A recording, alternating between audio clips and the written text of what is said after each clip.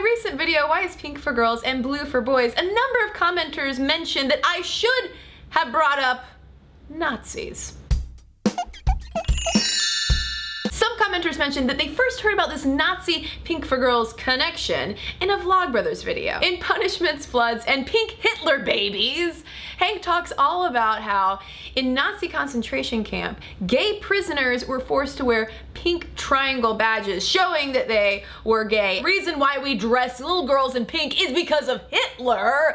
Mind explosion. It is absolutely true that in World War II, between 5,000 and 15,000 gay men in particular were interred in Nazi concentration camps, and they were in fact identified by that pink triangle symbol. We also know for a fact that these were among the most abused and mistreated prisoners in concentration camps. What's harder to know for a fact is whether Nazis and Hitler were responsible for feminizing the color pink. Don't get me wrong, I'm a big Vlogbrothers fan and I think Hank Green is clearly a brilliant man, and he's not the only one to make this pink Nazi connection. I'm just curious to know his source, because the woman who literally wrote the book on how pink became the color for girls and blue became the color for boys in the United States says that the pink Nazi thing, while it is a tidy explanation, is probably not what happened. One of her major points of contention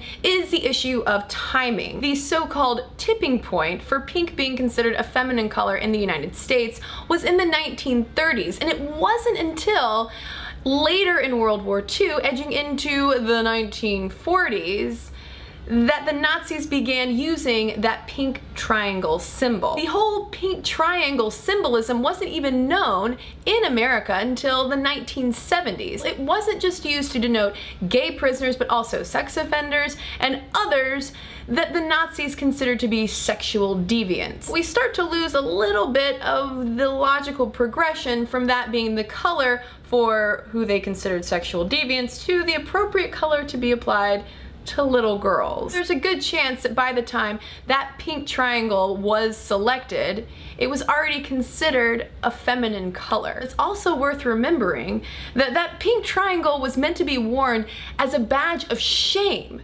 not so much as a badge of femininity. It seems like it would have taken a lot of effort to remix that symbol, that ugly, ugly symbol, into something as sweet as the appropriate color for a baby girl. While it is important to understand that horrifying history of the pink triangle, a symbol, in fact, which has been reclaimed by gay activists, it might not necessarily be the reason why we consider pink to be the color appropriate for girls today.